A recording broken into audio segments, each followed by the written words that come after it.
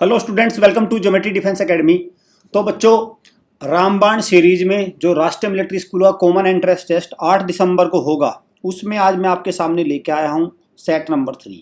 मैंने आपको बताया इस जो ये हमारी रामबाण सीरीज चली है जनरल नॉलेज के लिए, इसमें मैं आपको 45 प्लस जीके में स्कोर कराने का मेरा टारगेट है। बस ध्यान से पूरी सीरीज को करके जाना, एक वीडियो को 2 से 3 बार देखना। इसमें PYQ प्रीवियस ईयर क्वेश्चंस भी है और नए क्वेश्चन, संभावित क्वेश्चन जो PYQ को फॉलो करके बन सकते हैं वो सारे इंक्लूड हैं, क्योंकि कुछ करंट के बन जाते हैं भाई उसी के साथ, और कुछ एक्सपेक्टेड क्वेश्चन वहां से जो आ सकते हैं वो है। ठीक है, तो ये मेरा पूरा, मैं जितने आवश्यक सेट होंगे एग्जाम के लिए, ठीक है, जिसमें आपको मैक्सिमम क्वेश्चंस कवर हो जाए वो मैं लेके आऊंगा। तो सेट नंबर 3, जिस बच्चे ने 1 और 2 नहीं देखा है उसको देख लीजिए। चैनल को सब्सक्राइब कर लो, बेल आइकन पे क्लिक कर लो। हमारा सैंपल पेपर का सेट हर साल सेट ऑफ 5 रिलीज होता है, बहुत ही हाई क्वालिटी के सैंपल पेपर रहते हैं। और जब मैं सैंपल पेपर कहता हूं तो इसका मतलब नहीं, ये नहीं है कि 2 पेज निकाले और उसका प्रिंट आउट करके दे दिया। जैसा मिलिट्री स्कूल का एग्जाम आएगा विद OMR सीट इंस्ट्रक्शन, ऐसे ही बिल्कुल हूबहू बाइलिंगुअल मोड में कक्षा 6 और कक्षा 9 के ये एंट्रेंस टेस्ट है। ठीक है, शुरुआत के मुझे लगता है ये तो अब ऑफर भी खत्म हो गया, क्योंकि बुक हो चुके, बहुत तेजी से बुक हो रहे थे, तो शायद हो भी गए होंगे। तो आप इस नंबर पे डायल करके प्रॉपर इन्फॉर्मेशन ले लो और इन सैंपल पेपर को मंगवा लो। CET एग्जाम डेट आपको पता है 8 दिसंबर है, नोटिस भी आ गया था इसका। ठीक, तो होगा क्या, जब ये आप अपने घर पर इन 5 सैंपल पेपर को अटेम्प्ट करेंगे एग्जाम से पहले, तो बहुत सारी दिक्कतें निकल के आएंगी और उन पर आप काम करेंगे, उनको ठीक कर लेंगे उन कमियों को, और आपका स्कोर मैं कहूँगा बहुत बेहतर निकल के आएगा जब RMS CET common entrance test में आप बैठेंगे। आप हमारे वीडियो कोर्स को अवेल कर सकते हैं, ये वीडियो कोर्स है। आप हमारी टेस्ट सीरीज को अवेल कर सकते हैं, ये और छोटी टेस्ट सीरीज है। इसमें टॉपिक वाइज क्वेश्चंस है, बहुत सारे क्वेश्चंस है, इसमें थोड़े कम क्वेश्चंस है। इसमें PYQ, high quality mock test, live test है, ये आप अवेल कर सकते हैं। आप लाइव बैच में भी जुड़ सकते हैं। अब क्रैश कोर्स के रूप में लाइव बैच जल्दी जल्दी रिवीजन हो रहा है, टेस्ट हो रहे हैं खूब, तो आप इनमें जुड़ जाइए। ठीक, क्लियर। तो इनमें से किसी भी ऑप्शन को अवेल कर सकते हैं। जो मैंने आपको नंबर बताया था, ये वाले नंबर से आप कॉल करके किसी भी इसको इन्फॉर्मेशन ले सकते हैं। चलिए चलते शुरू करते हैं आज का क्वेश्चन नंबर 1।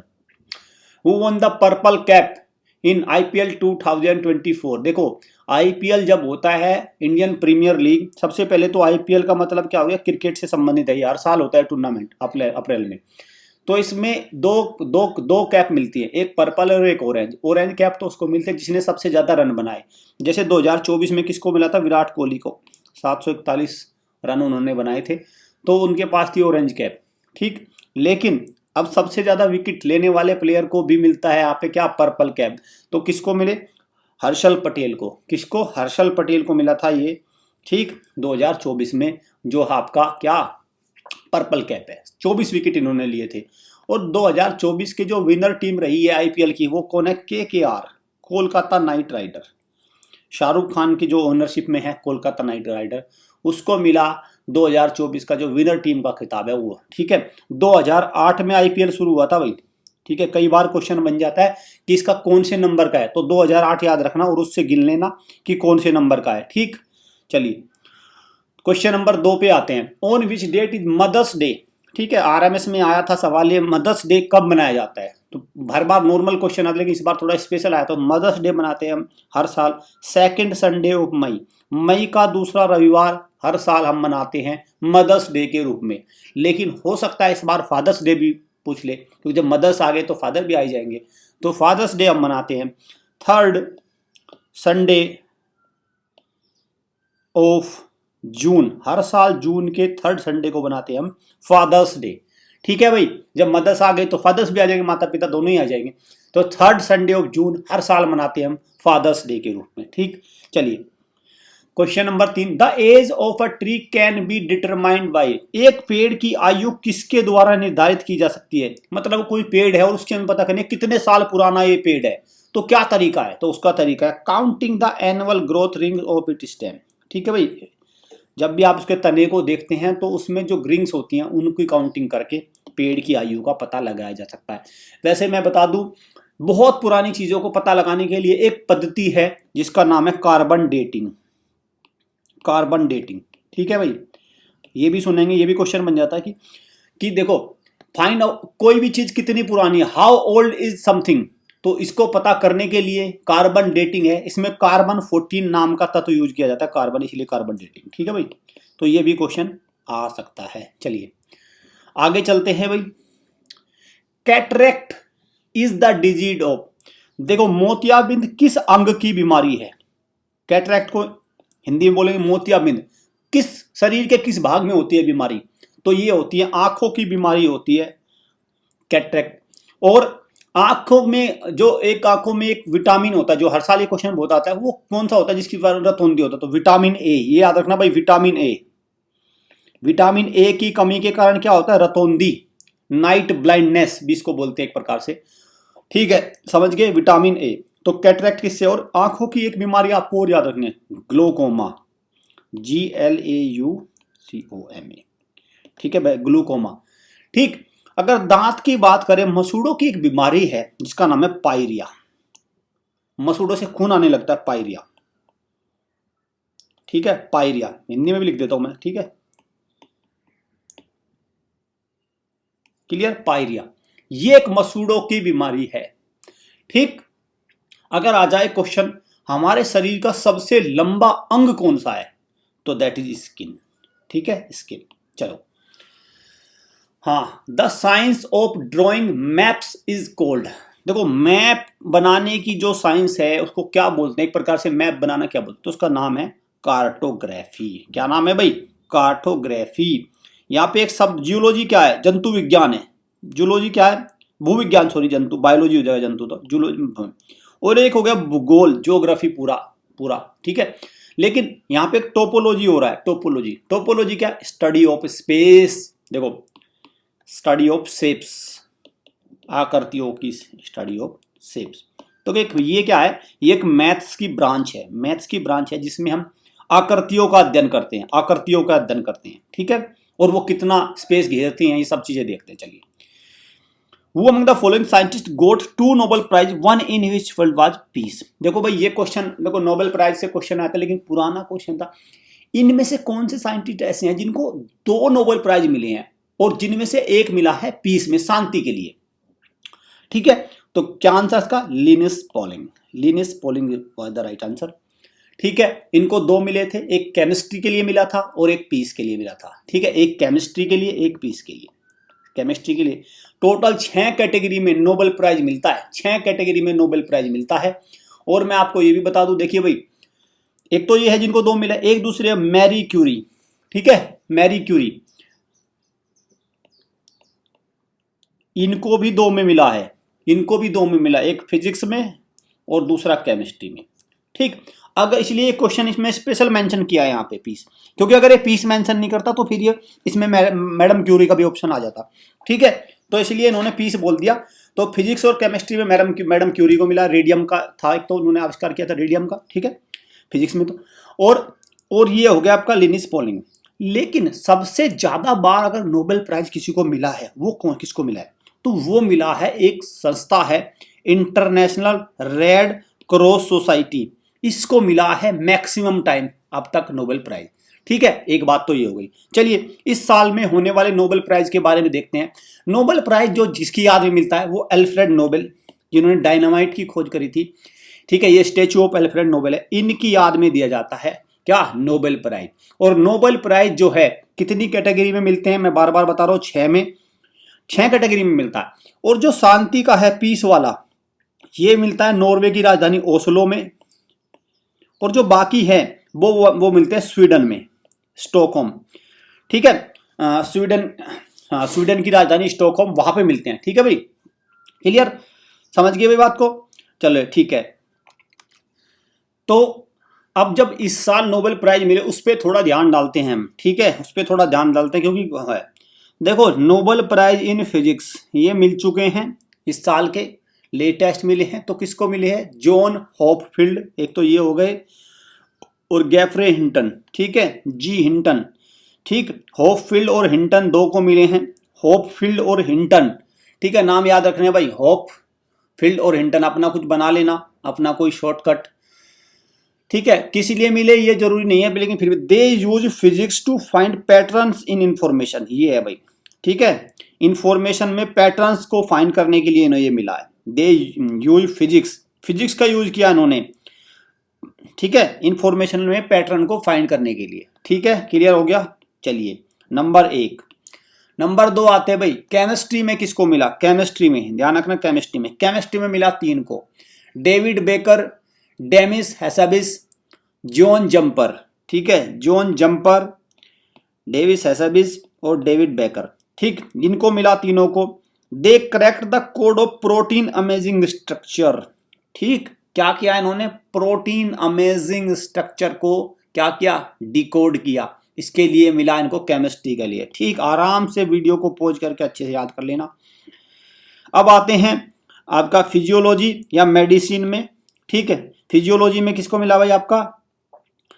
आपका इनको मिला विक्टर एम्ब्रोस और गैरी रवगन और Victor Ambros. RNA with profound physiological importance. ठीक है, आरएनए स्ट्रक्चर के बारे में इन्होंने पता किया। ठीक, क्लियर भाई। ठीक है, चलिए ये हो गया।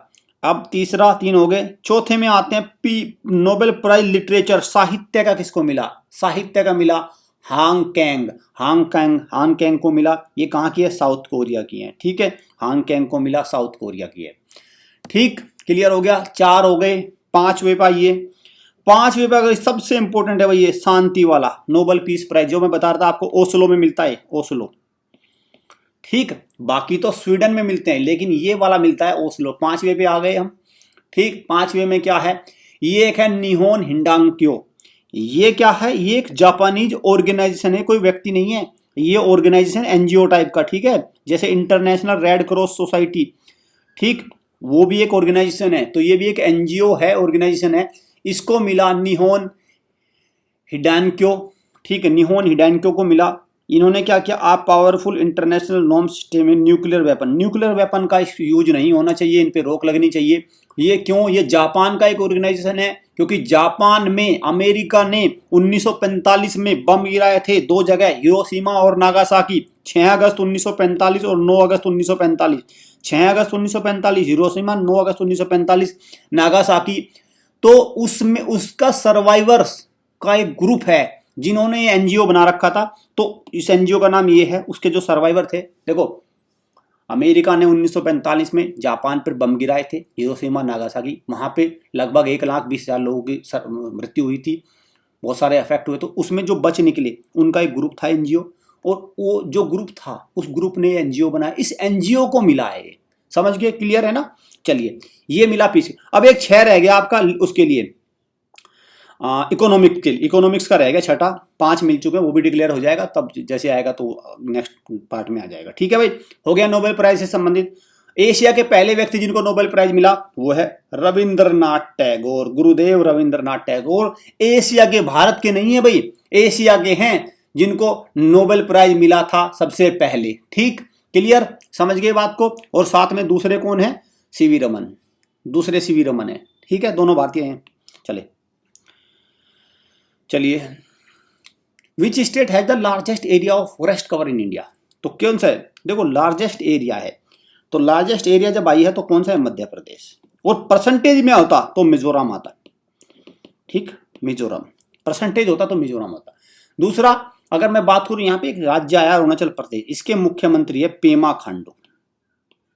पेमा खांडू इसके मुख्यमंत्री है। क्यों? क्योंकि देखो, ये राज्य चाइना के साथ बॉर्डर शेयर करता है, जिसका नाम है मैकमाहोन लाइन। ठीक है भाई, क्लियर। चलिए, ठीक है, हरियाणा में अभी इलेक्शन हुए हैं, चीफ मिनिस्टर ने शपथ नहीं, जैसे लेंगे तो आ जाएगा। ठीक sir, Himanta Biswa Sarma is the chief minister of Assam. चलिए, Dibrugarh is located in which state? Dibrugarh किस राज्य में स्थित है? तो किस राज्य में स्थित है भाई डिब्रूगढ़? डिब्रूगढ़ है आपका आसाम में। और क्यों ये क्वेश्चन आता है? देखो, डिब्रूगढ़ में एक इंडिया की, मैं कहूंगा वर्ल्ड की, बल्कि इंडिया की तो है ही, एशिया की समझो, ओल्डेस्ट रिफाइनरी है, ऑयल रिफाइनरी, जिसका नाम है दिग्बोई। ठीक, ये कहाँ है? दिग्बोई। ये दिग्बोई डिब्रूगढ़ में ही है। डिब्रूगढ़ कहाँ है? आसाम में। ठीक है, क्लियर हो गया ना? हाँ, यहाँ पे आया Nagaland. Neiphiu Rio is the chief minister of Nagaland. ठीक, ये भी मिजोरम भी है भाई, लालदू होमा। ठीक है भाई, लालदू होमा है मिजोरम में। के चीफ मिनिस्टर, लालदू होमा, लालदू HOMA, लालदू होमा, ठीक है। चलिए, study of universe is known as, ब्रह्मांड की स्टडी को क्या बोलते हैं, तो उसको बोलते हैं कॉस्मोलॉजी। ब्रह्मांड लिखा भी है देखो, ब्रह्मांड विज्ञान, ठीक है। पक्षी विज्ञान, ऑर्निथोलॉजी, पक्षी विज्ञान मतलब बर्ड्स, ठीक। चलिए, international date line runs through, देखो इंटरनेशनल डेट लाइन किस किस के थ्रू रन होते हैं, किन दो ओशियन है मेजर, तो आपका ये हो गया भाई Pacific ocean and Arctic ocean, ठीक है। Pacific ocean is the largest one and Arctic ocean is the smallest one, ये ध्यान रखना भाई। 5 ओशियन है, इसमें पैसिफिक ओशियन सबसे बड़ा है, आर्कटिक ओशियन सबसे छोटा है। तो जब भी याद करने का तरीका क्या रखेंगे, बड़े से छोटे की तरफ, ठीक है। चलिए, देखो खेलो इंडिया यूथ गेम हर साल होते हैं, खेलो इंडिया यूनिवर्सिटी गेम भी होते हैं, यूथ गेम भी, अब तो विंटर भी होने लगे, समर भी। तो खेलो इंडिया यूथ गेम जब मैं बात करूँ तो समर की बात हो रही है एक प्रकार से। तो ये 2023 में किसने इसमें चैंपियन, कौन सा स्टेट चैंपियन रहा, टॉप पोजीशन पे कौन रहा, तो टॉप पोजीशन पे रहा महाराष्ट्र। महाराष्ट्र टॉप पोजीशन पे रहा इसमें, ठीक है। और कब स्टार्ट हुए थे ये खेलो इंडिया यूथ गेम, खेलो इंडिया प्रोग्राम के अंदर आ गए, अब तो 2018 में दिल्ली में होस्ट हुए थे पहली बार, ठीक है। हरियाणा बना था चैंपियन इसका। Who became the first Indian born basketball player to be picked in National Basketball Association, पहले और ओनली वन, तो कौन है, सतनाम सिंह भामरा। सतनाम सिंह भामरा पंजाब के हैं, तो ये बने, ये इंडक्ट हुए थे। हालांकि कोई गेम नहीं खेले थे, लेकिन इनको शामिल किया गया था नेशनल बास्केटबॉल एसोसिएशन में। और बास्केटबॉल में आपको याद रखना बच्चों, इसमें 5 प्लेयर होते हैं भाई एक टीम में, 5। ये बड़ा कंफ्यूज कर देता है, लगता तो बहुत सारे होंगे, लेकिन 5 प्लेयर होते हैं एक टीम में बास्केटबॉल में, ठीक है। चलिए, क्वेश्चन नंबर 13 की तरफ बढ़ते हैं। अग्निपथ योजना, अग्निवीर योजना, ठीक है, ये योजना किस क्षेत्र में सुधारों से जुड़ी है, तो अग्निपथ योजना जो शुरू कर दी सरकार ने, तो वो क्या है, डिफेंस में होते हैं, ठीक है, डिफेंस में से जुड़ी है ये अग्निपथ, अग्निवीर। 2024 में किस शहर को विश्व के वृक्ष शहरों में, देखो the tree city of world 2024 में, फिर से देखो 2022 में भी ये राज्य था, ये शहर था, और फिर से 2024 में फिर से यही शहर आया है, तो नाम है हैदराबाद, नाम है Hyderabad, the capital city of Telangana. देखिए, और जो सम्मान मिलता है, कौन डिक्लेयर करता है कि भाई कौन सी city tree city of world में शामिल होगी, तो एक ऑर्गेनाइजेशन है ये वाला FAO, food and agriculture organization, जिसका हेडक्वार्टर कहाँ है, रोम की राजधानी इटली में है, ठीक है भाई। एक तो ये बात, ठीक, रोम की कैपिटल इटली में है, तो ये देता है सम्मान को। हैदराबाद तेलंगाना की राजधानी है। और मैं हैदराबाद से मुझे याद आ गया, हैदराबाद के जो चीफ मिनिस्टर है वो पहले तो बताओ कौन है भाई, रेवंत रेड्डी हो गए, कांग्रेस की सरकार है। और साथ में जिष्णु देव वर्मा, कौन है, जिष्णु देव वर्मा, जिष्णु, विष्णु नहीं, जिष्णु है भाई, जिष्णु, श्री जिष्णु देव वर्मा, ये कौन है, यहाँ के गवर्नर है जिष्णु देव वर्मा, ठीक है। साथ में हैदराबाद में एक भाई वो 4 मीनार भी तो है, हैदराबाद में 4 मीनार है कि, सलार जंग म्यूजियम हैदराबाद में ही है, सलार जंग म्यूजियम, ठीक है। हिंदी में लिख देता हूं, ये इंपॉर्टेंट है भाई, सलार जंग, सलार जंग। और हैदराबाद में, हैदराबाद की ही एक जुड़वा शहर है जिसका नाम है सिकंदराबाद। हैदराबाद और सिकंदराबाद को जुड़वा शहर के नाम से जाना जाता है, ठीक है। क्लियर, चलें आगे, चलो, ठीक। यहां पे जो है ना चेन्नई, ये Kochi, central marine fisheries research institute, central marine fisheries research institute, यहाँ पे है CMFRI, ठीक है भाई, यहाँ पे है, इसमें हेडक्वार्टर इसका। नेत्रावली वाइल्ड लाइफ सेंचुरी, देखो वाइल्ड लाइफ सेंचुरी तो वैसे बहुत है, 500 प्लस है, 1000 के समथिंग ना हो शायद, मतलब 500-600 तो है ही, तो लेकिन उसमें सारी याद तो नहीं कर पाओगे, लेकिन कुछ ये है, जैसे नेत्रावली बार बार आता है, तो नेत्रावली कहाँ है, नेत्रावली है भाई आपका गोवा में, ठीक है, गोवा में। और गोवा के जो चीफ मिनिस्टर प्रमोद सावंत हैं, प्रमोद सावंत, ठीक। यहाँ पे आपको ये भी ध्यान रखना होगा, उड़ीसा में भी भारतीय जनता पार्टी की सरकार है, ये नए चीफ मिनिस्टर बने लेटर, तो आ सकता है मोहन चरण मांझी, मोहन, ठीक है, 2 याद रखना भाई, ठीक है। एक तो मोहन यहाँ के हो गए, और दूसरे मोहन कहाँ के हैं, मध्य प्रदेश में भी मोहन ही है, MP में भी, बस वो मोहन यादव है, ठीक है। और ये मोहन चरण है, मोहन चरण, और ठीक है। और एक और है बीजेपी के नाम, मैं देखो ये दोनों बीजेपी की बात है, तो मोहन एक और है, can you tell me who is another Mohan, third one Mohan, who is third one Mohan, yes it is Mohan Bhagwat, जो RSS के हेड हैं, मोहन भागवत, वो भी तो हो गए भाई, ठीक है ना। चलिए, तो ये हो गया भाई, पिनरई विजयन हो गए केरला के, लालदू होमा मिजोरम के हो गए, ठीक है। चलते हैं आगे। Aadi Perukku festival is celebrated in which of the following state. Aadi Perukku festival कहाँ, तो ये है आपका कहाँ का, तमिलनाडु का। ये कहाँ है, तमिलनाडु, जहां की कमाल संभाले हुए हैं वहां के चीफ मिनिस्टर एम के स्टालिन। ठीक है भाई, एम के स्टालिन। आंध्र प्रदेश, आंध्र प्रदेश के नारा चंद्रबाबू नायडू, ये बने हैं भाई एन चंद्रबाबू नायडू। ठीक है, ये बने पिनाराई विजयन हो गए भाई, पिनाराई विजयन। और ये रेवंत रेड्डी हो गए। ठीक, इनके चीफ मिनिस्टर याद करिए क्योंकि अब लेटेस्ट है, सब कुछ लेटेस्ट चल रहा है।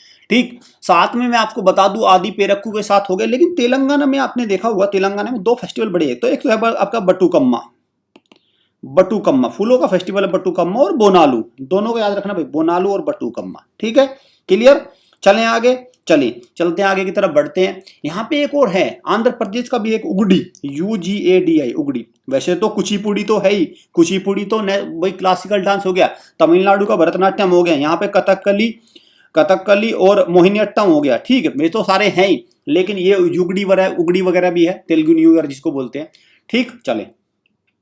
Hero Indian open tournament, hero Indian open tournament ये किस खेल से संबंधित है, तो इसका राइट आंसर क्या है भाई, hero Indian open tournament is the right answer is golf.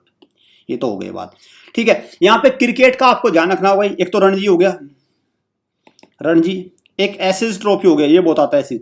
ये क्या है, ऑस्ट्रेलिया और इंग्लैंड के बीच होता है। ठीक, दलीप भी होगा, दलीप ट्रॉफी।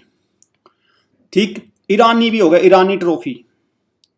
और कौन सा रह गया भाई आपका, विजय हजारे भी कर लो आप, ये डोमेस्टिक है सब, विजय हजारे, विजय हजारे, देवधर,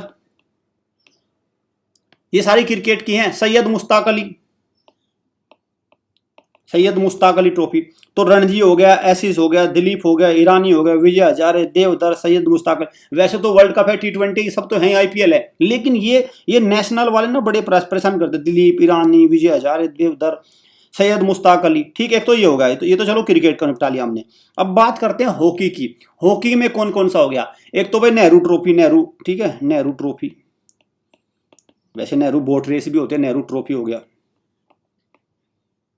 ठीक, दूसरा मरुगप्पा गोल्ड कप, ये भी होता है मरुगप्पा गोल्ड कप, मुरुगप्पा, ये हो गया। ठीक है, मुरुगप्पा गोल्ड कप हो गया, नेहरू हो गया। एक बिजटन कप भी याद रखना भाई, BEIGHTON, बिजटन कप। ठीक है, बिजटन। रंगास्वामी कप, रंगास्वामी साथ में आ गया। और एक हो गया Sultan Azlan Shah cup, very very important, Sultan Azlan Shah cup, Sultan Azlan Shah cup. ठीक है, ये हो गया आपका किससे, हॉकी से हो गया, हॉकी से हो गया। और तीसरा जो हमारा एक बच्चा फुटबॉल में सबसे ज्यादा कोई कंफ्यूज कर देते हैं। सबसे पहले तो भाई इसमें याद रखना, सबसे जो मैं इंपॉर्टेंट में संतोष। ठीक, दूसरा हो गया डूरंड, जो आने हैं एग्जामिनर को बस ये मान के चलो रखे हैं याद। ला लीगा ट्रॉफी होती है, ला लीगा, जैसे अपने IPL होती है ऐसे ला लीगा हो गया। ठीक है, संतोष हो गया। इंडियन सुपर लीग हो गया, इंडियन सुपर लीग, ये भी आ चुका है। ठीक है, इंडियन सुपर लीग, क्लियर। तो ये है भाई Santosh, Durand, La Liga, Indian Super League. वैसे तो फीफा हो गया, फीफा तो है ही, फीफा तो इंटरनेशनल हो गया, वर्ल्ड कप हो गया तो, है ना। चलिए अब आगे बढ़ते हैं। थाईपुसम त्योहार किस धर्म का है, ये थाईपुसम किसका है भाई, आपका हिंदू का है। और ये कहाँ पे मनाया जाता है, ये मनाया जाता है तमिलनाडु में। ठीक है, मेजर जो पार्ट है इसका तमिलनाडु में। चलिए, 2024 men's single title French open किसने जीता भाई, 2024 का। ठीक, तो 2024 किसने जीता, तो 2024 का तो ये जीता भाई आपका कार्लोस अल्कारेज, जो स्पेन के खिलाड़ी है। ठीक है, स्पेन के है। ठीक है भाई, क्लियर हो गया। साथ में ध्यान रखना, भारत के पहले व्यक्ति जिन्होंने ग्रैंड स्लैम जीता था डबल में, उनका नाम है महेश भूपति। ठीक, मिक्स डबल में जीता था 1997 में फ्रेंच ओपन। और लिएंडर पेस ने सबसे ज्यादा जीते हैं अब तक, लिएंडर पेस में। और महिला में सानिया मिर्जा। ठीक है, सानिया मिर्जा का नाम याद रखना भाई, सानिया मिर्जा। ठीक, और जो फ्रेंच ओपन होता है इसको रोला गैरोस भी बोलते हैं, रोला गैरोस। क्ले कोर्ट पे खेला जाता है, क्ले। चलिए आगे चलते हैं। 2024 का किसने जीता, कार्लोस अल्कारेज। निम्नलिखित, भारत के निम्नलिखित में किस मंदिर को ब्लैक पगोड़ा के नाम से जाना जाता है। ठीक है, नोन एज ब्लैक पगोड़ा। तो क्या नाम है भाई, कोणार्क का सूर्य मंदिर, sun temple of Konark. Brihadeshwar temple कहाँ है, तमिलनाडु, तंजौर में। ठीक है भाई, तंजावुर तमिलनाडु में है। लॉर्ड जगन्नाथ, ये पूरी उड़ीसा में है। और ये मीनाक्षी टेम्पल मदुरई, ये भी कहाँ है? तमिलनाडु में है। ये जगह का नाम याद रखना इनका। इंटरनेशनल रिन्यूएबल एनर्जी एजेंसी, इसका हेडक्वार्टर कहाँ है? एरिना का हेडक्वार्टर कहाँ है? तो ये कहाँ है भाई? आपका दुबई में है। ये कहाँ है? दुबई में। नो दुबई नहीं भाई, दुबई नहीं, अबू धाबी, सॉरी, इसको अबू धाबी करिए। राइट आंसर क्या है? ये अबू धाबी है। ठीक है। जेनेवा में बहुत सारे हेडक्वार्टर है, वाशिंगटन में वर्ल्ड बैंक और IMF, ठीक है, इनके हेडक्वार्टर है। चलिए, दुबई में can you tell me which international organization have the headquarter in Dubai? Can you tell me? Yes, it is ICC। ये तो बहुत बड़ा भी, इंटरनेशनल क्रिकेट काउंसिल का दुबई में तो हेडक्वार्टर है। चलिए 22वें क्वेश्चन पे आते हैं। Kumbum valley, most fertile valley in south India, ये कहाँ पे है? कुंभम वैली। तो ये कुंभम वैली है MK Stalin, that is Tamil Nadu, और जहाँ पे भरतनाट्यम जो है वो क्लासिकल डांस है, कहाँ का? यहाँ का। ठीक, तमिलनाडु में आप एक और याद ना, Kalpakkam nuclear power plant, Kalpakkam nuclear power plant. Karnataka में जैसे कैगा हो गया, ठीक है, यहाँ पे कलपक्कम और एक कुंडनकुलम,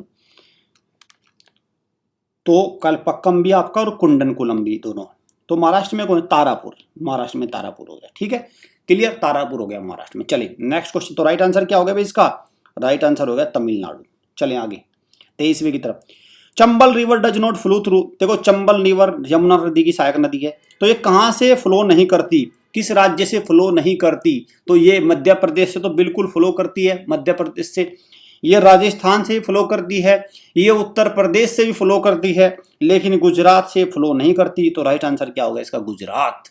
ठीक है भाई, गुजरात। और गुजरात वही राज्य है जो भारत की सबसे लंबी तटीय रेखा से बनाता है। देखो, भारत की सबसे लंबी कोस्टल लाइन कौन सा राज्य बनाता है? That is Gujarat. ठीक है भाई, गुजरात।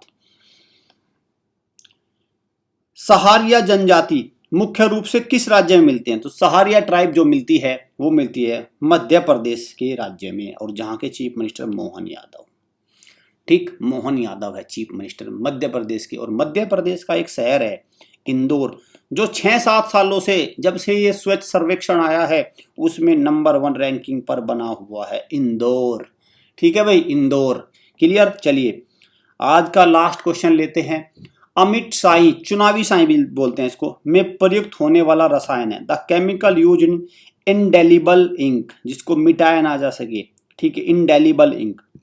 देखो हमारे यहाँ चुनाव होते हैं, तो बच्चे जो है, आप तो बच्चों को वोट नहीं डालने जाते, लेकिन आपके पेरेंट्स वोट डालने जाते होंगे, उनसे पूछने से वो चुनाव में वोट करके आते हैं, तो उनकी उंगली पर एक निशान होता है। ठीक है, उनकी उंगली पर एक शाही का निशान होता है। ठीक है, और वो इतनी आसानी से मिटता नहीं, वो 5-6 दिन बाद मिटता है वो। ठीक, तो उस अमिट शाही में जो रसायन होता है वो कौन सा होता है, कि ऐसा क्या उसमें लगा देते हैं कि वो मिटता ही नहीं है? तो राइट आंसर क्या हो गया भाई? Silver nitrate. ध्यान रखना भाई, और इसका फॉर्मूला भी याद रखना, AgNO3, सिल्वर नाइट्रेट। ठीक, केराटिन के साथ, स्किन के साथ ये रिएक्ट कर जाता है और फिर ये उस पर अपना रंग जमा लेता है। 6-7 दिन बाद मिटता है। ऐसा क्यों होता है? ताकि वोट डालने दोबारा ना जाए कोई वोट डालने दोबारा जाए तो पता चल जाएगा भाई तुरंत, क्योंकि साथ के साथ तो उसको मिटा नहीं सकता कोई। ठीक है, इसीलिए ऐसा किया जाता है। ठीक, चलिए बिल्कुल एकदम तरीके से मैंने आपको करा दिया। लाइव क्लास अगर आपको लेनी है RMS की, सैनिक स्कूल की, राष्ट्रम की, तो आप हमारे इस नंबर पे कॉल करके इन्फॉर्मेशन ले सकते हैं। आप हॉस्टल बैच में भी जुड़ सकते हैं। ये RMS, ये सब हॉस्टल बैच है। ये नंबर हमारा ऑफिशियल नंबर है। हॉस्टल में आपको मैं एक झलक दे देता हूँ। बर्थडे वगैरह, पार्टी वगैरह, इस तरह की चीज़ें हमारे यहाँ पे कम से कम होती हैं। ठीक है, बस 1 घंटे का आपका फ्रेशमेंट करा दिया, खेल वगैरह, बाकी सिर्फ पढ़ना है। कंपटीशन की ढंग से तैयारी करनी है तो हमारी अकेडमी को ज्वाइन कर, दमदार आपको तैयारी कराई जाएगी। यहाँ पे तैयारी ही सिर्फ पढ़ाई के लेवल का माहौल ज़्यादा अच्छा है, मैं कह दूँ, और नहीं, आप उसको मत करना, ज़्यादातर हम ये कराते हैं। ठीक है भाई, तो बेस्ट प्रिपरेशन यहाँ पे होती है। तो अगर आपको वो तैयारी करनी है तो आप ज्वाइन कर सकते हैं। देख लो हॉस्टल की मैंने एक झलक दिखा दी आपको। ठीक है, ये हमारा इस साल का बैच चला हुआ है और लगभग 90% से ज़्यादा हमारा रिजल्ट रहने का। सैनिक स्कूल में तो 100% है। RMS में भी इस बार हमारा तकरीबन 50-60% से ज़्यादा रिजल्ट रहने वाला है। ये 5 मिलिट्री स्कूल है जिनकी आप 8 दिसंबर को होने वाले एंट्रेंस टेस्ट में बैठेंगे।